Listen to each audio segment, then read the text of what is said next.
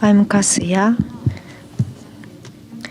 from Kyoto City University Awards. Next is a video message from Zofia Kulik, but just before that, I would like to introduce her and Poland to you, just briefly. Zofia Kulik was born in 1947 in Wrocław, Poland. And she was born in the same year as Ishiuchi-san, and their mothers are also in the same age. She studied at Warsaw Art Academy. In 1971, she started to collaborate with then her partner, Przemysław Kujek, as Kulik. Poland is at the center of Europe between two big states, Germany and Russia. Its history has been complex and harsh. It used to extend from Baltic Sea to the Black Sea, a spacious land. But in the 18th century, the nation was divided 3 times by Prussian, Russia, and Austria, and its nation wiped out from the map. During World War II, Poland has been occupied by the Nazi Germany with the extermination camp. After the war, under the control of Soviet communist, ideologically, socialist realism was the only expression allowed by the state. With censorship, the freedom of expression was highly limited. Against this background, Zofia Kulik did various performances and produced experimental works since 1970s. While overt criticism against the regime was not possible, they continued experimental attempts in daily life practice and analyzed regime structure with a sense of humor in search of freedom of expression. In 1987, she started a solo performance, but continued to analyze various images based upon critical perspectives. And in 1989, Poland was democratized with other Eastern European countries. Societies underwent cataclysmic changes. In this turbulence, Kulik created a photo collage, large pieces consisting of multiple elements, questioning about voluminous images distributed on media, its influence and control. Her works are highly regarded globally. In 1997, they were displayed on behalf of Poland at the 47th Biennale and also were picked up in Documenta 12 in 2007. And Zofia Kulik and their fellow Neo-avant-garde are now positively revisited for their boldness of activities under socialism. Their works are now archived. She was not able to make it here today, unfortunately, but she kindly joined us with her video message. Please have a watch.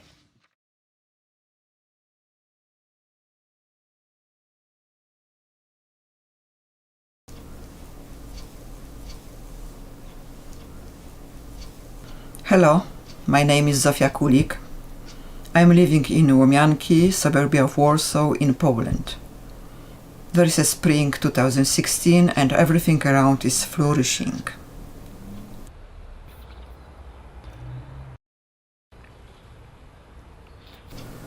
Thank you for inviting me to the symposium titled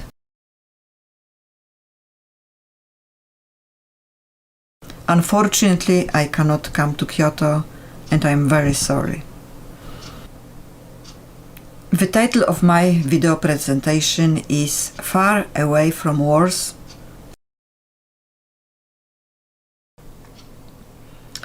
I was planning to present 2 of my works, which are good answers to the title, I suppose, to the title of the symposium. Yet, recently in Poland, there is so big political change that I have to complete my presentation. Since December 2015, I have been participating in manifestations, plural, for democracy in Poland. I want my country to stay in Europe. Please have a look.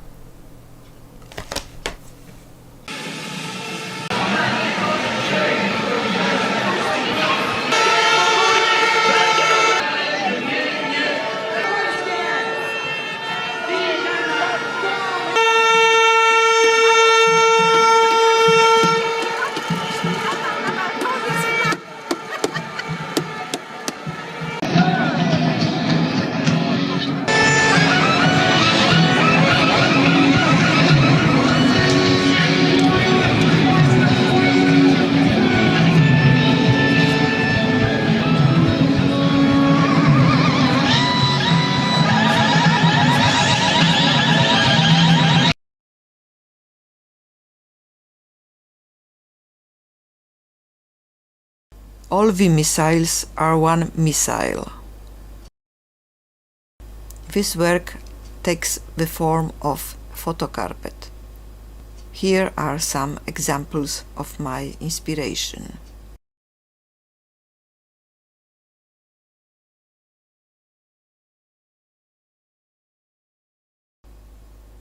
When you look from afar, the composition appears to be a geometric pattern. However, as one comes closer, realistic images can be recognized.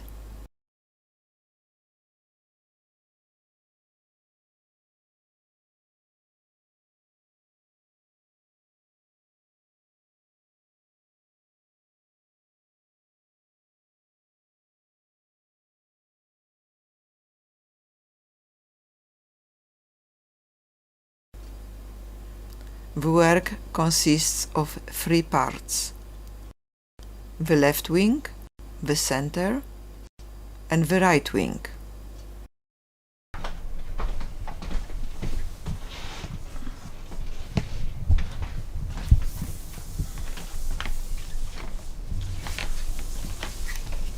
The left and right wings look as if they were horizontally placed church facade, where one part is a mirror image of the other.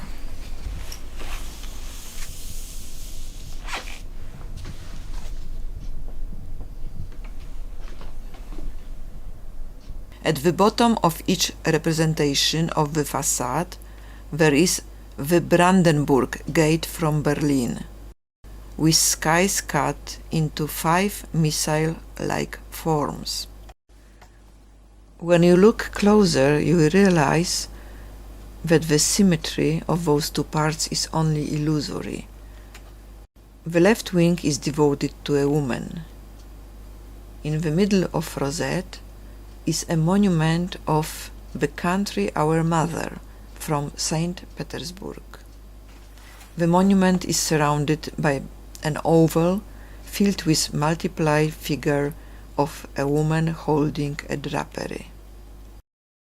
Between the rosette and the gate there is a reproduction of Schindler's painting Eve from 1902.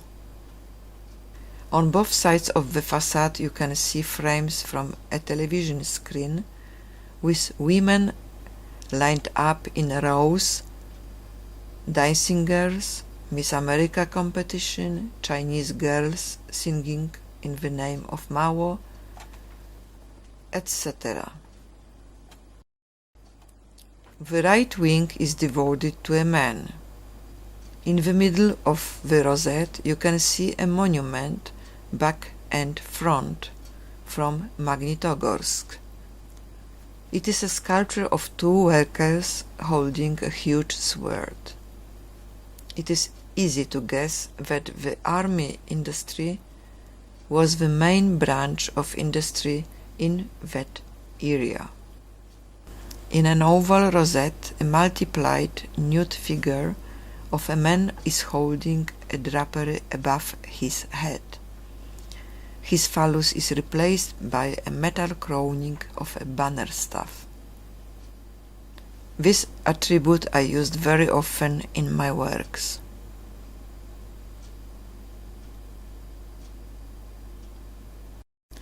On the left from the rosette is a man with a stick directed towards the center of the composition, analogical to where the painting of Eve is on the other side of the work.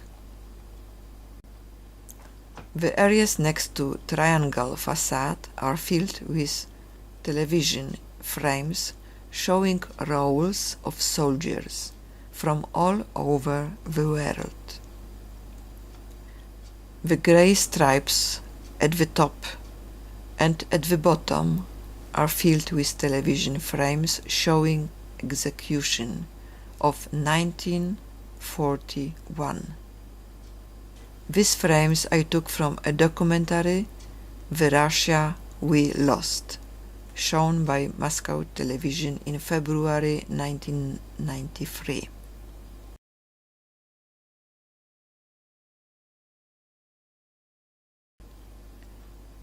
In the corners you can see me. I'm holding a metal crown of a banner staff, and on my womb there is a rifle magazine with 5 missiles.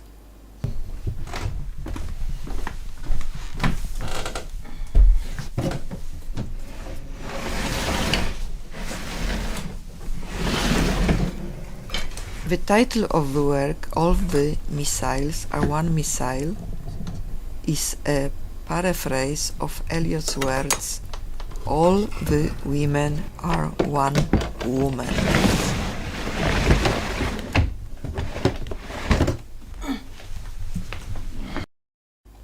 All images are taken from my archive.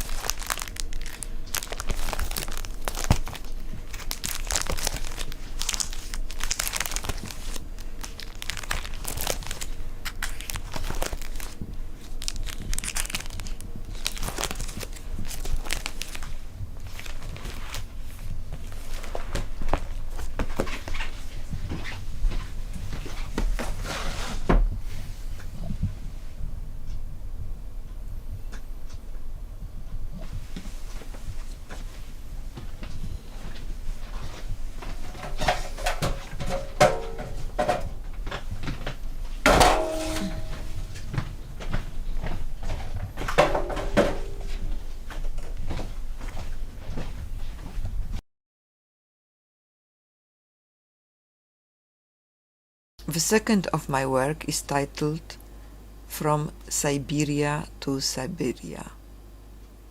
The work has no central point, no borders within composition, and no metaphors. This work could be endlessly continued.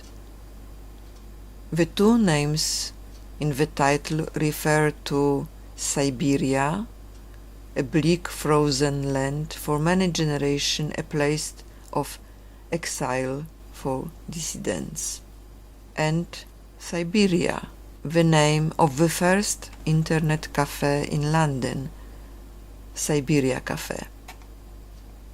When I started doing this work in 1998, I had no personal experience of the reality of either Siberia or Siberia.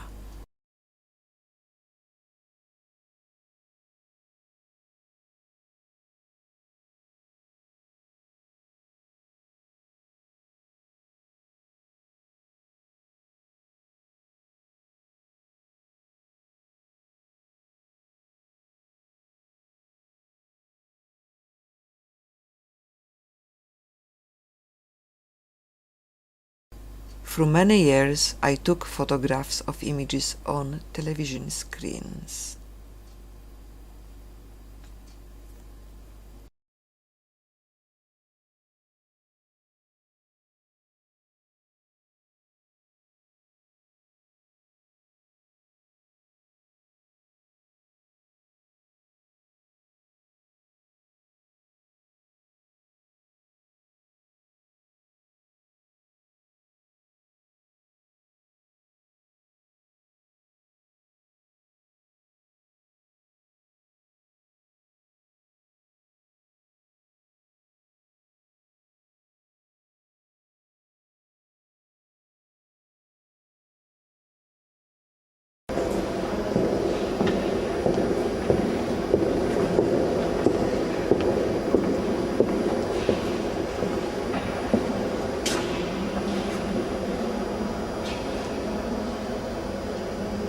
The work is made up of over 18,000 images.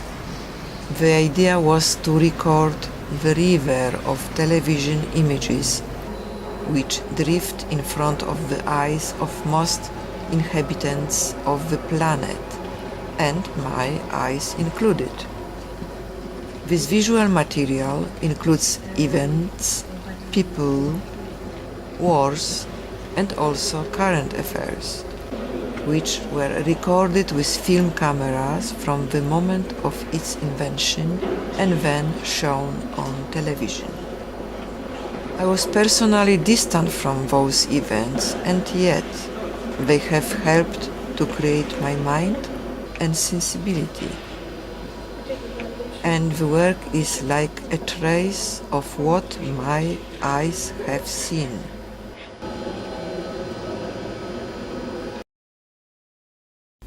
I know that in the seminar, Isi-uchi Miyako is taking part. I have asked myself what is the basic difference in our works. Most of my works are like epic maps. They are based on the quantity of images and the relations between them within each one composition. I use photographic images, but I do not see myself as a photographer. Isi-uchi is the photographer. In her works, the single individual object or a person plays the main role. They are heroes. What is common? I think that we both touch the passing of time, and like archaeologists, we look to the past, not let it go away without our present reflection. Sometimes it is a sorrow, sometimes a warning. Thank you.